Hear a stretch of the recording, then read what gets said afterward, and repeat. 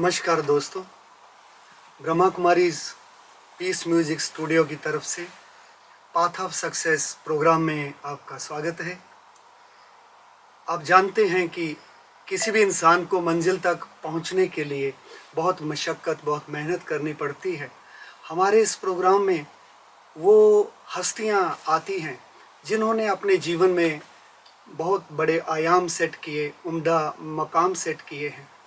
तो हमारे ही प्रजापिता ब्रह्मा कुमारी ईश्वरी विश्वविद्यालय में, जो कि एक लेडीज़ लीडिंग ऑर्गेनाइजेशन है, उसमें हमारी जितने भी भारत अथवा विश्व में जितने सेंटर्स हैं, उनका देखरेख करना, उनकी संभाल करना और उनका संचालन ये महिलाओं के हाथ में है। तो चलते हैं, इतनी बड़ी विश्वव्यापी ऑर्गेनाइजेशन को संभालने का जिम्मा जो हमारी बहनों के हाथ में है, वो कैसे इसका संचालन करती हैं। और मूल रूप में हमारी जो दादियाँ, जिन्हें ब्रह्मा कुमारी का आधार स्तंभ कहा जाता है, उन दादियों की अंग संग रहते हुए हमारी वो बहनें जो दादियों के समान बन गई। आइए उनमें से एक बहन जी, राजयोगिनी कविता दीदी जी हमारे साथ हैं।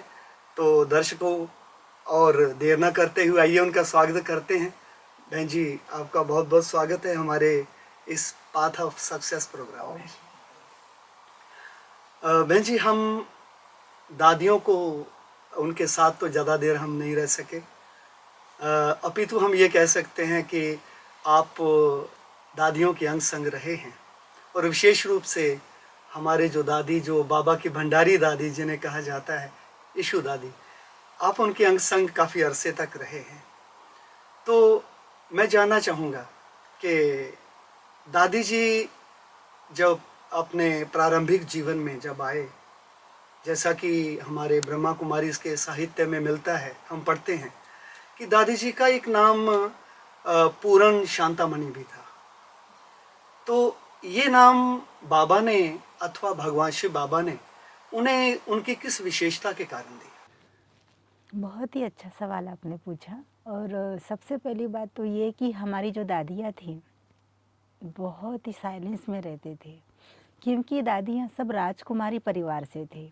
जी जब उनका जो जन्म हुआ सिंध, हैदराबाद, कराची में, जी जी जब उनका जन्म हुआ, बाल्यकाल से ही दादी जी बहुत ही शांत स्वभाव के रहे, गंभीरता उनकी। बहुत गंभीरता उनकी जीवन में रही। और जब इस ज्ञान मार्ग में आए तो मात्र 7 वर्ष की उनकी आयु थी, हाँ, इतने अल्प आयु में। अल्प आयु में आए। जी और उनको जो बाबा का संदेश मिला, बाबा का जो परिचय मिला, तो दादी जी और बाबा का जो घर था पड़ोस में थे, दोनों पड़ोसी थे। तो बाबा ओम मंडी के सत्संग चलाते थे। जी तो अचानक शाम का समय था और बाबा अपने घर से बाहर टहलने के लिए निकले। ये तब की बात है। सिंध, हैदराबाद, कराची की बात है। जी जी जी तो अचानक दादी जी बच्चों के साथ खेल रहे थे। तो जैसे बाबा को उन्होंने सामने देखा खड़ा, बाबा जा रहे थे, लेकिन दादी जी के ऊपर नज़र पड़ी तो दादी जी के आगे खड़े हो गए। और जैसे दादी जी ने, बाबा तो बहुत ही हाइटेड थे, दादी जी तो बहुत छोटे से थे, तो दादी जी ने जैसे उनको देखा तो देखते ही दादी जी एकदम से खो गई। बाबा अर्थात ब्रह्मा बाबा। ब्रह्मा बाबा को देखते जी हुए, जी ब्रह्मा बाबा को, प्रजापिता ब्रह्मा यज्ञ के फाउंडर हैं, जी उनको देखते ही वो खो गए। उनको देखते ही देखते उनको जैसे लगा कि एक कोई महान आत्मा खड़ा है, कोई महान विभूति मेरे आगे खड़ी है। उन्होंने उनको प्रणाम किया और करते हुए वो देखते रह गई। और उन्होंने कहा कि आप क्या कर रही हो? तो कहा मैं तो खेल रही हूँ। तो कहा आप चलोगे सत्संग, आपको अच्छा लगता है? तो उन्होंने गर्दन हिला के कहा हाँ मुझे बहुत अच्छा लगता है, तो आप चलो मेरे साथ में। उन्होंने अपनी अंगुली दिया और उनकी अंगुली पकड़ करके सीधा सत्संग में चली गई दादी जी, जी ईशो दादी जी। तो वहाँ पर जा चले गए और वहाँ जैसे चले गए तो उनको बहुत अच्छा लगा। एकदम साइलेंस वातावरण था, ओम की ध्वनि हो रही थी। तो दादी जी उस गुह्य में बैठ गए। थोड़ी देर वो, कुछ तो इतना जानते नहीं थे, तो जो ब्रह्मा बाबा थे, प्रजापिता ब्रह्मा, उनको देखते रहे। और देखते ही देखते एक कृष्ण का साक्षात्कार हुआ और खो गए उसमें। फिर जैसे रात्रि को 8 बज गए तो माता पिता को चिंता होती है कि बच्ची अभी तक घर नहीं आई, तो वो उनको ढूंढते हुए निकल गए। मोहल्ले में पूछा कि कहाँ दादी जी चली के गई। लौकिक माता पिता। लोग, दादी जी, दादी ईसु जी के लौकिक माता पिता। जी जी तो जैसे चले गए तो उन्होंने देखा कि कहाँ पर है, तो कहा कि कोई ओम मंडली सत्संग चलाते हैं, तो वो महान व्यक्ति उनको लेके गए। तो वो लेके गए तो उनके परिवार भी वहाँ पहुँच गए, और जैसे उन्होंने भी प्रजापिता ब्रह्मा बाबा को देखा तो उनको सबको साक्षात्कार हुआ कि ये साधारण व्यक्ति नहीं है, ये बहुत महान विभूति है, और हमारे बच्चे यहाँ सुरक्षित है इसे, तो वहीं छोड़ के आ गए, वो वापस लेके नहीं आए। और दादी जी ने इच्छा नहीं जताई कि मैं आ गई हूँ तो मुझे वापस ले चलो, जबकि इतनी कम उम्र थी दादी छोटी जी की, आयु थी। छोटी आयु। तभी उन्होंने ये संकल्प नहीं किया कि मुझे लौकिक में जाना चाहिए। तो एकदम शांत नेचर था। तो बाबा ने पूछा उनको कि आपका नाम क्या है? तो दादी जी ने कहा कि मुझे घर में सब ईश्वरिया कहते हैं। ईश्वरीय। ईश्वरिया उनका नाम था। वाह। तो बाबा ने कहा अच्छा ईश्वर नाम, तो आप तो ईश्वर के घर में आ गई हो, ईश्वर के सानिध्य में आ गई हो, जी। बहुत प्यारा नाम है। लेकिन बच्ची अगर बाबा आपको यीशु कहेगा तो अच्छा लगेगा, क्योंकि ईश्वरीय तो लंबा हो गया, तो बाबा आपको यीशु कहेगा, चलेगा? तो दादी खुश हो गई, और दादी को जैसे बाबा ने बाहों में लेके बहुत प्यार किया, तो उनको लगा जैसे बस यही मेरे माता पिता हैं। जैसे पहले भी बड़े निक नेम रखते थे ना, जी, बड़े नाम की बजाय छोटा नाम छोटा नेम। जी। तो जब इनको यीशु बच्ची करके बुलाते थे, सारा कारोबार करते थे, दादी जी भी बड़े उमंग उत्साह में, कभी घर का याद नहीं किया और घर जाने का नाम भी नहीं लिया, इतनी उनको पालना। जबकि राजघराने परिवार से थी और बहुत बड़े परिवार से दादी जी बिलोंग करते थे, और उनको ऐसा लगा जैसे कि यही मेरे लिए सब कुछ है। फिर उनकी तो छोटी बहन थी लच्छू दादी, आज काफ़ी लोगों को तो पता ही नहीं कि दादी जी की लौकिक सिस्टर भी थी। तो दादी लच्छू लच्छू दादी जो पिताश्री ब्रह्मा बाबा को भोजन जी, करवाते थे तो जो। दादी जी की लौकिक में छोटी बहनें थी, अच्छा। दोनों सगी बहनें थी। जी जी। लेकिन दोनों का आपस में जो नेचर था बहुत ही निराला था। दादी यीशु जी थी एकदम शांत नेचर की, स्वभाव की, और लच्छू दादी जो थे वो बातचीत करने में थोड़े हल्के थे। कभी भी कोई बातचीत करना हो तो कोई बातचीत करने में, जवाब देने में सोचते नहीं थे। लेकिन दादी जी को जैसे बात करने के लिए जाते थे तो दादी बड़े गहराई में जाएगी, और आप 50 शब्द बोलेंगे तो कहीं एक शब्द का जवाब देंगे। बहुत ही शांत इतने स्वभाव, धीर गंभीर। धीर और गंभीर नेचर था जी। उनका। बहुत रमणीकता भी थे, बहुत प्रेम भरा उनका स्वभाव था, लेकिन बहुत शांत होने के कारण बाबा ने उनको, जब एक बार ऐसा हुआ कि बाबा सभी दादियों के जो लौकिक नाम थे उन नामों से पुकारते थे। तो कभी-कभी किसी दादियों ने कह दिया कि मेरे माता-पिता भी ऐसे नाम पुकारते हैं, ऐसे करते हैं। तो बाबा ने कहा इनको लौकिक जब भगवान मिल गया तो लौकिक याद ही ना आवे तो क्या किया जाए। तो संदेशी को कहा कि आप वतन में जाओ और इन बच्चियों के नाम, बहुत ही विशेष और अनमोल नाम बाबा से पूछ करके आओ। तो जी। जैसे संदेशी वतन में गई तो कहा आज मैं इसलिए आई हूँ कि मुझे जो भी बाबा की अनन्य बच्चियाँ हैं उनके लिए विशेष नाम, ये भी एक अलौकिक खेल था, ये भी उस समय बहुत ही में। निराला। हाँ, बहुत ही है ना। तो उसके बाद जब संदेशी गई तो पूछा कि जैसे प्रकाश मणि दादी का नाम था रामा, उनका बचपन का नाम। बचपन का नाम था। जी दादी गुलजार जी का नाम था शोभा, जी। दादी रतन दादी जी का नाम था लक्ष्मी। ऐसे कई दादियों के लौकिक नाम थे। तो जब शायद सभी शायद दादी ये नाम दीदी हमारे दर्शक देख रहे हैं इस जी, प्रोग्राम को, जी, ये नाम हमारे ब्रह्मा कुमारी विद्यालय से जुड़े हुए बहुत कम लोग जानते होंगे इनके बहुत लौकिक कम नाम। लोग जानते हैं दादियों के लौकिक नाम। जी जी।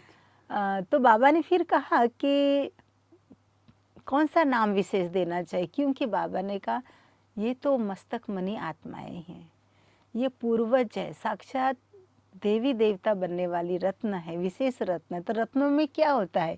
एक मणि, विशेष मणि का नाम उद्बोधन किया जाता है। तो उन्होंने कहा जैसे प्रकाश मणि वाह। दादी जी का, दादी प्रकाश मणि जी का नाम प्रकाश मणि रखा, उनका लौकिक नाम से बदलकर। फिर उसके बाद में जैसे गुलजार दादी जी का नाम शोभा था, शोभा। तो उनका नाम हृदय मणि। हृदय मणि। हाँ, हृदय जैसे उनको गुलजार दादी जी भी बहुत प्यार से कहते थे, जी सब जी। दादियाँ उनको गुल करके पुकारते थे, हाँ, ये इनका प्रसिद्ध नाम था। प्रसिद्ध नाम रहा। हाँ जी। फिर उसके बाद में ईसु दादी जी का नाम जब पूछा कि दादी ईसु इनका नाम है लेकिन बहुत ही शांत और गंभीर है, तो ये तो है ही पूर्ण शांता। अच्छा है, ये पूर्ण शांता जो नाम जी, है, जी, मैंने पहली बार सुना ये नाम। जी। तो जी। बाबा ने पूर्ण शांता नाम दिया। तो कहा कि नाम का रहस्य क्या है? उन्होंने कहा ये आत्मा जो है, ये जो बच्ची बहुत ही शांत और शीतल और गंभीर है, अंदर से भी शांत है और तो बाहर से भी बहुत ही शांत स्वरूप है, तो ये नाम।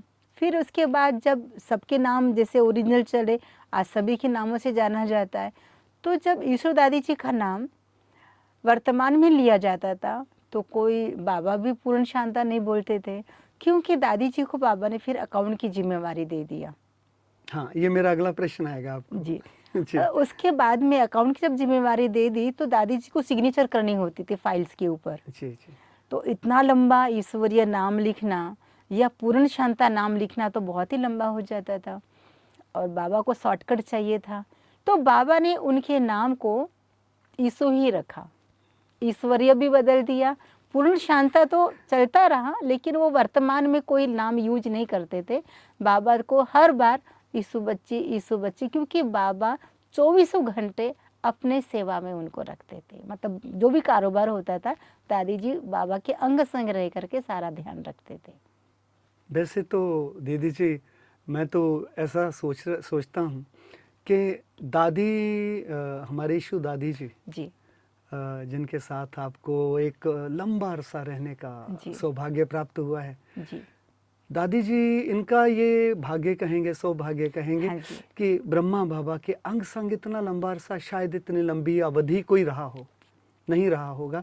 और आप हमें अभी ये बताएं कि दादी जी, जबकि इन्होंने कोई अकाउंट्स की या हिसाब किताब की, क्योंकि प्रारंभिक दिनों में, प्रारंभिक वर्षों में विद्यालय में पैसे का लेन देन, हिसाब किताब, उस समय कोई निपुण नहीं था इस कार्य में। जी नहीं। और जैसे कि आपने बताया है कि उस समय दादी जी पैसे का हिसाब किताब, धन का हिसाब किताब, ये सब रखते थे।